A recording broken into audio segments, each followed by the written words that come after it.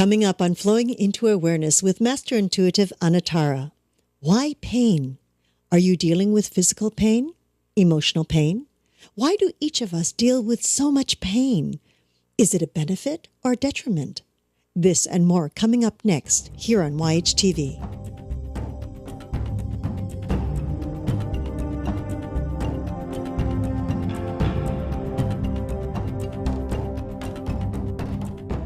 This week's episode is brought to you by Support the Mountains Herbal Parasite Cleanse.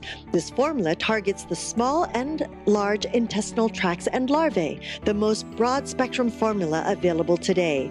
100% organic, formulated by Dr. Mikio Sankey, author of the Esoteric Acupuncture series. For 10% off your first bottle, visit shopyogahub.com and use the coupon code CLEANSE at checkout. Hello and welcome to YHTV's Flowing into Awareness with visionary and master intuitive Anatara. I'm Christina Suzuma, your host of this program. Today our topic is, why pain? And with us is the beautiful Anatara. Hello, Christina. Oh, hello, Anatara. I can say for sure that I am feeling no pain today. That is a wonderful place to be. It certainly is.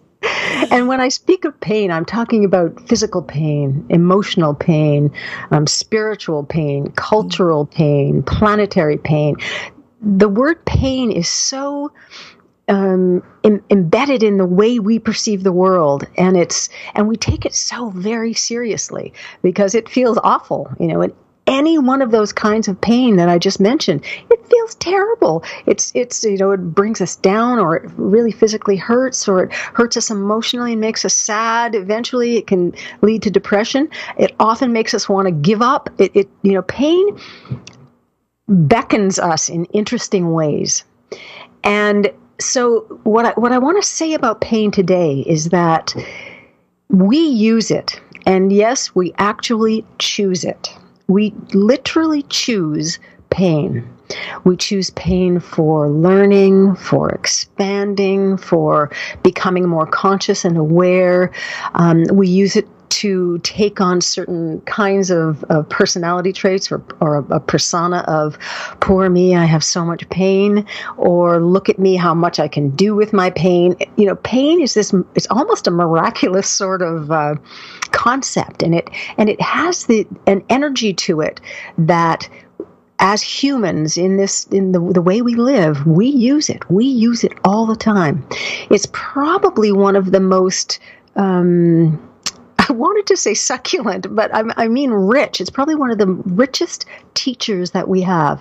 The fullness of what pain can show us, the fullness of what we can engage in about ourselves when and if we decide to latch on to pain.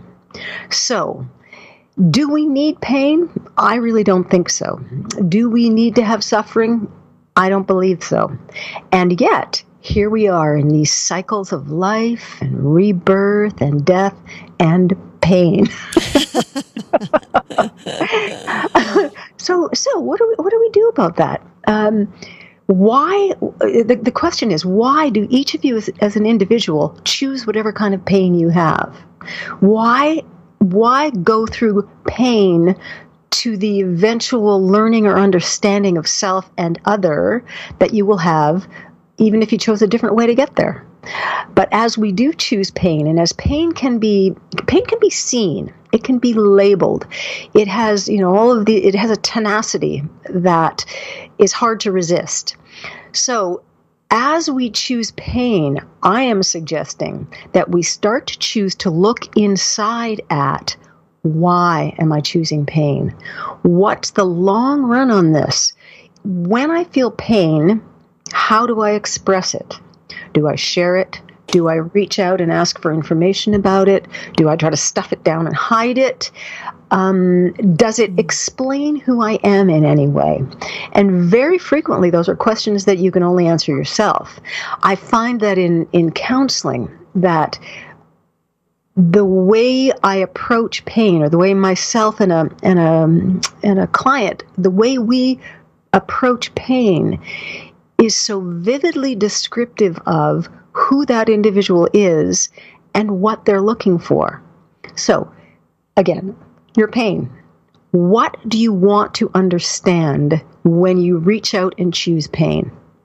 What are you trying to relieve or clear from your heart, from your mind, from your body when you reach out and choose pain? Those are the questions to ask yourself. And very frequently, there may seem that there is nothing that you can do about pain, especially physical pain. There's nothing you can do about the broken leg. There's nothing that you could have done, you think, that before you got into the situation where the leg was broken. But maybe there was. Maybe having a different perspective all the way along would have cleared some of the things that invited the situation that created the pain with you into your life. So think of pain as part of yourself. You know, there's you, there's your pain.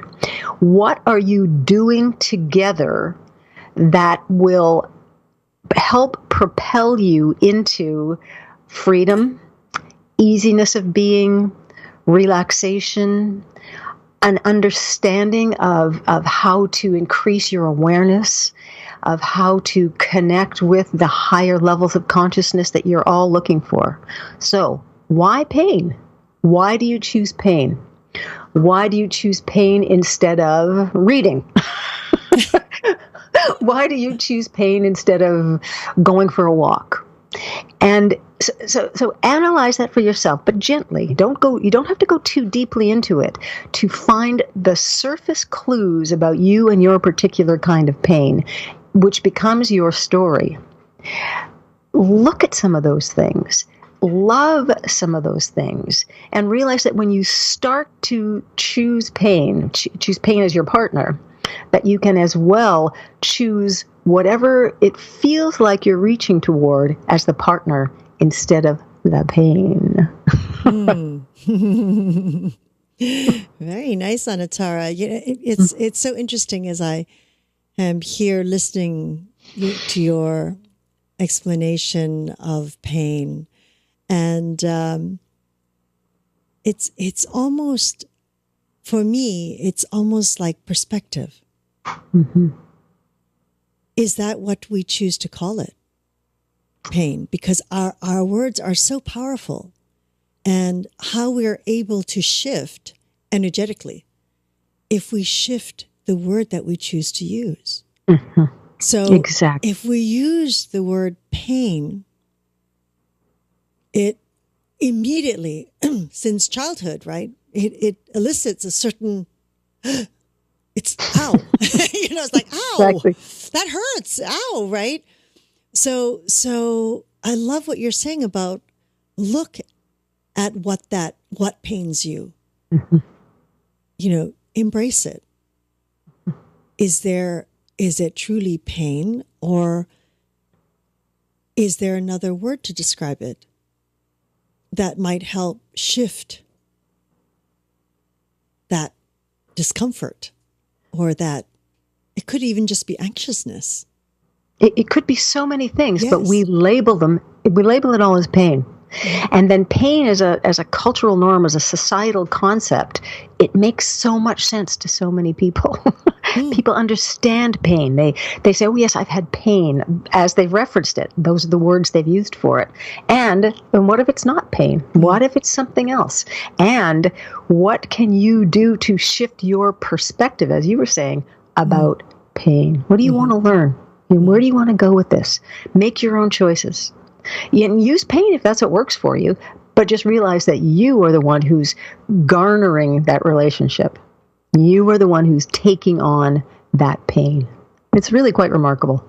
And you can all be free of it. We can all be free of it. Absolutely. Absolutely. That's really wonderful. It's interesting about embracing it. And actually, it is a part of us. It is. And we don't have to be afraid of it either. There's nothing about fear involved with this concept of pain. Mm-hmm.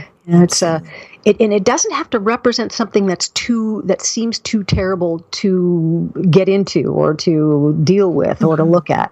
Sometimes we say pain, ooh, that's causing pain, I'm out of here. How about that's causing pain, I'll take the chance. Right. Let me see what this is. I'm out of here. I like that too, Anatara.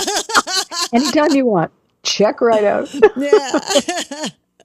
Oh, this is a good episode on pain. I like that. And we can laugh about it too. We totally can. We've all been there in pain. Absolutely. Well, thank you so much, Anatara, for another wonderful moment. And of course, we would like to thank each and every one of you for joining us in this new platform of education and information.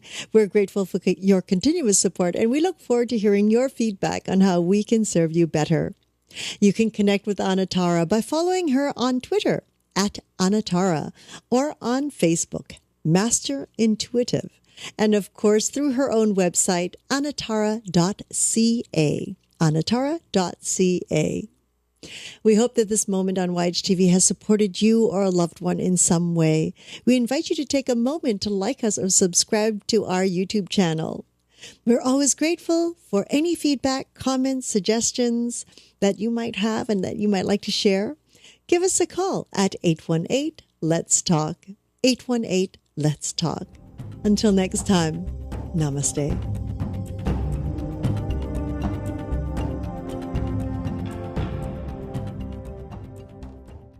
We know that the systems of sound and hearing start in the uterus very early. And we learn about sound through vibration. And one of the interesting things that I did in my research is, there's the certain frequency of sounds that we hear in the human ear, and then there's sounds that are below that frequency and above that frequency. And within the realms of medicine and healing, Western medicine uses the sounds that are above the hearing sounds